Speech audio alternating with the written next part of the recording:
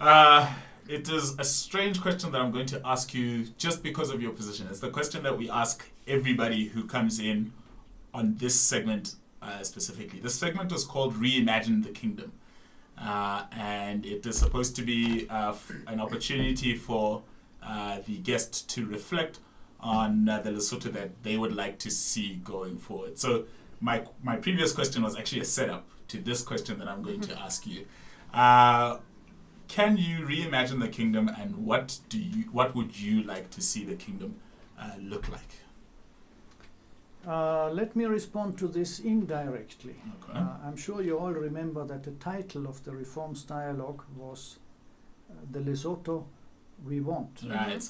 And I believe the people of the Kingdom of Lesotho have spent a good part of the last 2 years in these industry consultations that have been going on, in doing exactly that, in imagining the future of the kingdom. Right. And I think that was a very successful process, of which we have a material result in the form of the recommendations of the second plenary. And that, for me, is the blueprint of the Kingdom of Lesotho. Not because I have invented it, but because it comes out of this very broad popular consultation process that has taken place. And I think it's a very good blueprint. It may require interpretation in some areas where the outcome hasn't been quite clear-cut, but by and large it says what the citizens of the kingdom want. And a lot of it is about accountability, it's about democratic structures, it's about human rights, it's about the rule of law, and these are values that we share and that we have tried to promote.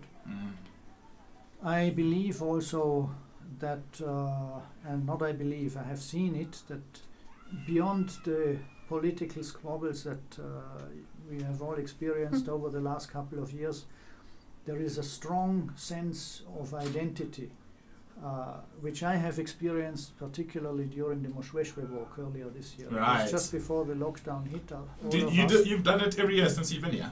No, it was the first time. Oh, it was the first time, okay. I'm glad I've done it. The previous years I was either not in the country or I had other commitments. All right. But I'm glad I have done it this year. We still don't know whether it's possible next year due to the situation with the pandemic. COVID-19. But it was an extraordinary experience for me to see all these people, most of them citizens from the kingdom, but also Basotho from South Africa, and people from Botswana, from Zimbabwe, from other countries, and participate in this walk, follow in the footsteps of the founder king Moshweshwe.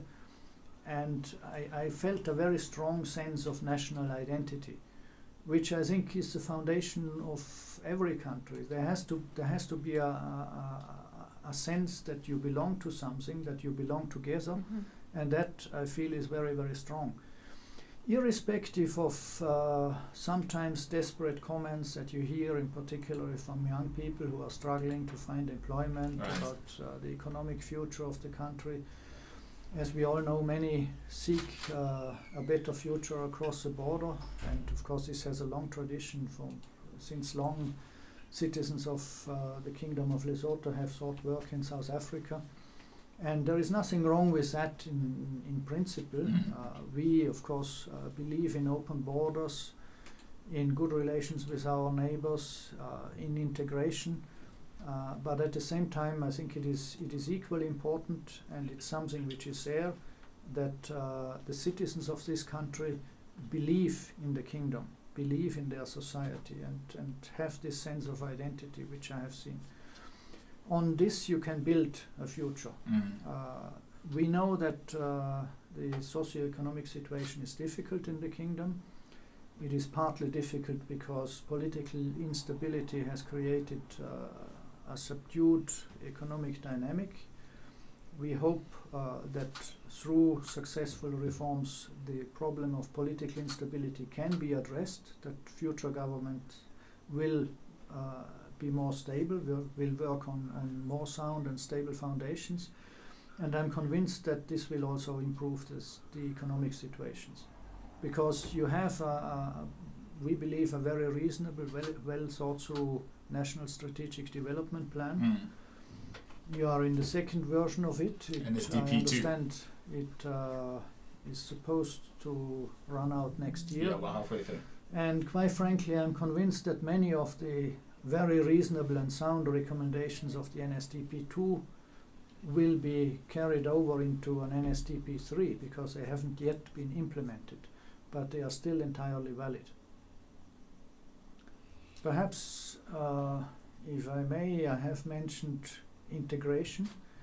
It is one topic which is dear to my heart, also because I see a very polarized public debate on that matter.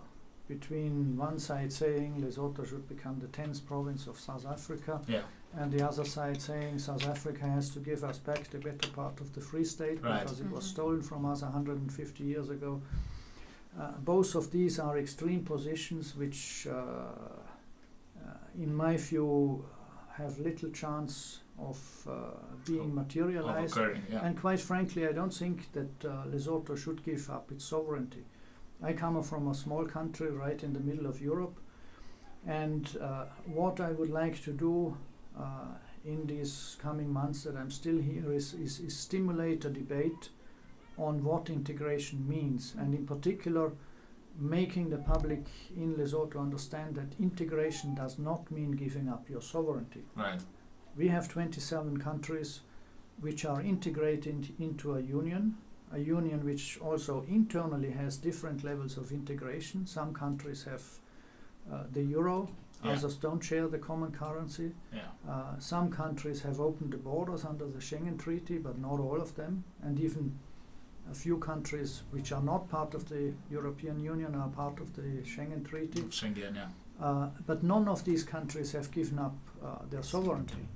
And sometimes I have to say, to the dismay of European civil servants like myself, the European Union is and will for the foreseeable future be determined by the member states. It is not always well understood. We have a European Parliament, which is one chamber of the legislative bodies of the EU, but the more important chamber is actually the European Council, which is the assembly of the heads of government, heads of state or government. And these are the people who are determining the future of the Union. That makes our professional life sometimes difficult, but I believe it gives the Union a certain stability, because after all, the people in the individual countries, and Europe is very diverse, with 23 official languages and different cultures and different political traditions, this dominance of the European Council, the assembly of heads of government, heads of state or head of governments, this makes a situation where the people of these countries have the impression that their directly elected representatives determine the fate of this union. And this is what has facilitated integration. Between Lesotho and South Africa, or perhaps between Lesotho and the other SACU members, I believe further integration is possible. It makes economic sense, it would make the lives of people easier, but it does not entail at all that you give up your sovereignty, which I think you shouldn't do. Lesotho may have its problems, but so has South Africa, and you don't want to import problems of other countries. And it is perfectly possible to pursue integration and maintain your sovereignty, and that is a debate which I hope to be able to stimulate in this country. You've done a good job of starting it here on this global entity that is Sky Alpha HD, Ambassador Manahl. We are going to follow that up, and we are going to encourage that debate as well. You have been an absolutely fantastic guest, Ambassador Manahl. We really, really appreciate your presence here, and we look forward to having you back again, hopefully in the not too distant future. Would I err if I said that you would be back? Anytime. Just give him a call. Thank you so much, Ambassador Christian Manahl, the head of the EU delegation in the Kingdom. I really, really enjoyed your response to Reimagine the Kingdom. That is wonderfully ebullient and just fantastic. I hope everybody enjoyed it as much as I did.